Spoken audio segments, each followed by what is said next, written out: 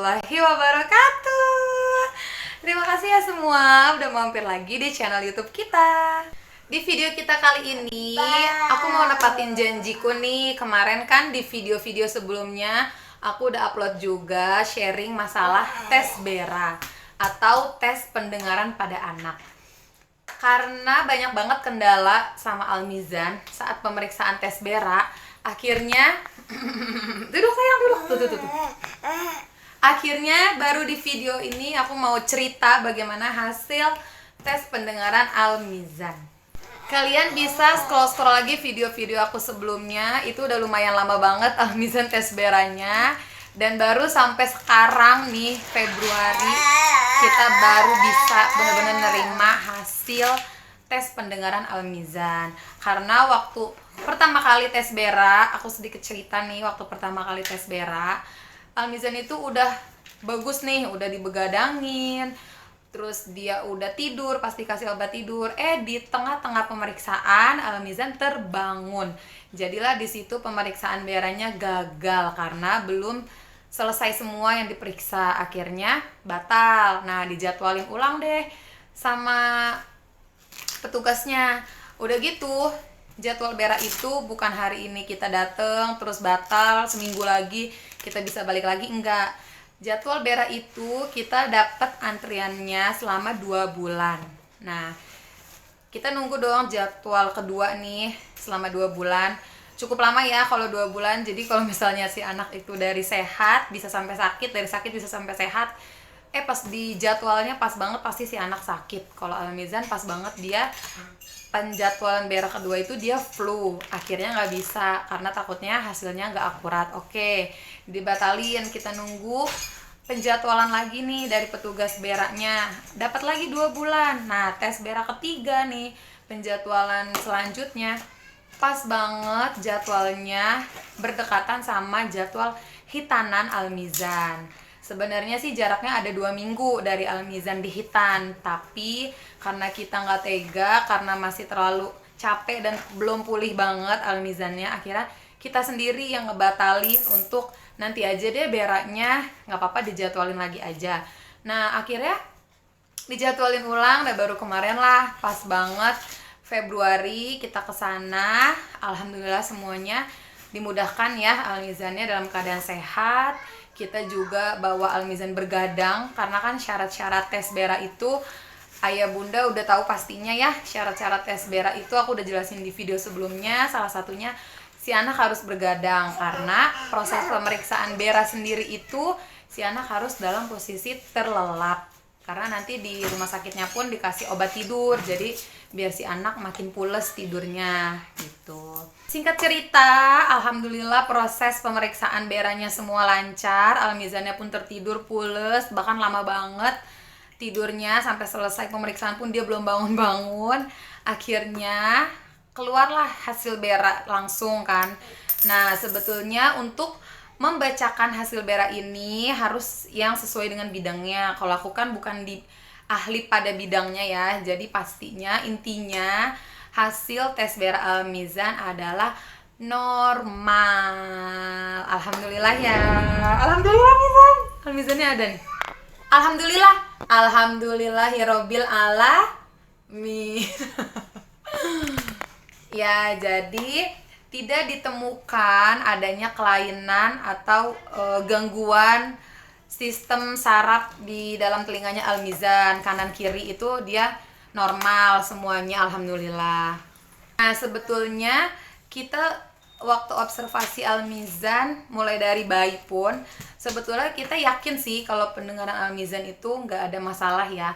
Karena kan ciri-ciri pendengaran si anak baik itu pertama, saat si anak tertidur, sepules apapun kalau kita berisik atau kita bunyi-bunyiin sesuatu, itu biasanya si anak kaget atau ngerasa risih, bergerak-gerak. Nah, itu tandanya pendengaran si anak baik, tidak masalah ya. Ciri kedua, saat si anak kita panggil, meskipun dipanggil dari jarak jauh atau dari jarak dekat, pasti si anak langsung menoleh, langsung nengok. Itu yang dialami oleh anak aku, dia nengok. Yang ketiga, kalau dengar musik dia pasti refleks. Setiap orang pasti kalau dengar musik refleksnya dia menikmati musik joget-joget gitu ya. Nah itulah, ketiga itu Almizan semua ngalamin. Nah cuman karena makin kesini di usia Almizan 3 tahun lebih ini, mau 4 tahun, pendengarannya belum baik, jadilah dokter kita menyarankan untuk tes BERA dulu. Meskipun nggak ada ciri-ciri kelainan pendengaran pada anak sama Almizan, tetap harus tes BERA. Karena sebelumnya kan kita udah bawa Almizan terapi ya, ke tempat terapi khusus untuk bicara perkembangan anak. Tapi makin kesini nggak ada perkembangan, sama hasilnya dia masih babbling, bahasanya masih sama, nggak ada perkembangan. Akhirnya kita konsultasi ke dokter.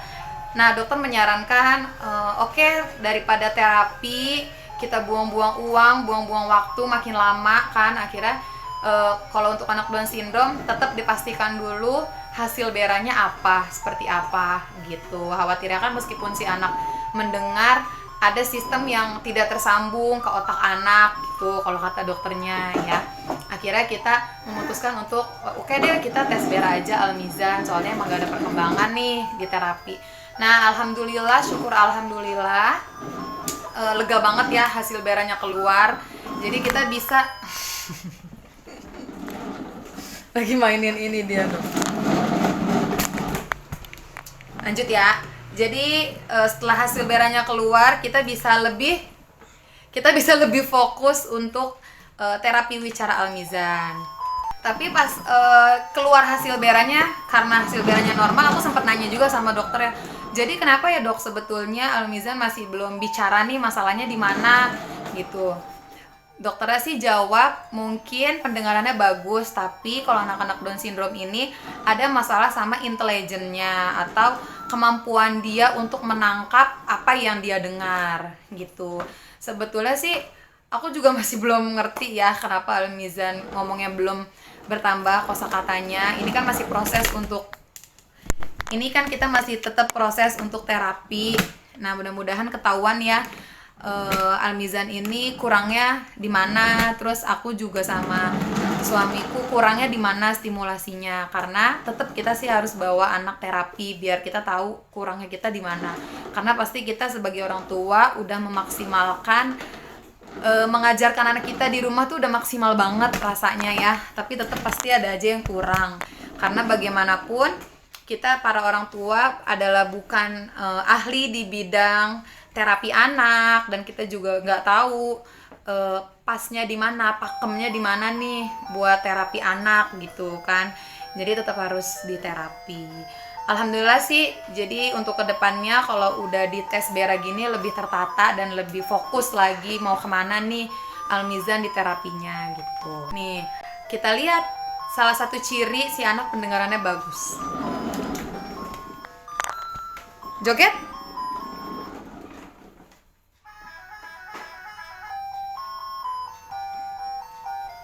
Nah, joget-joget kan. Aduh, aduh, aduh, aduh, aduh, aduh, aduh, aduh. Dah. Itu Almizan, dia emang suka mendengar musik.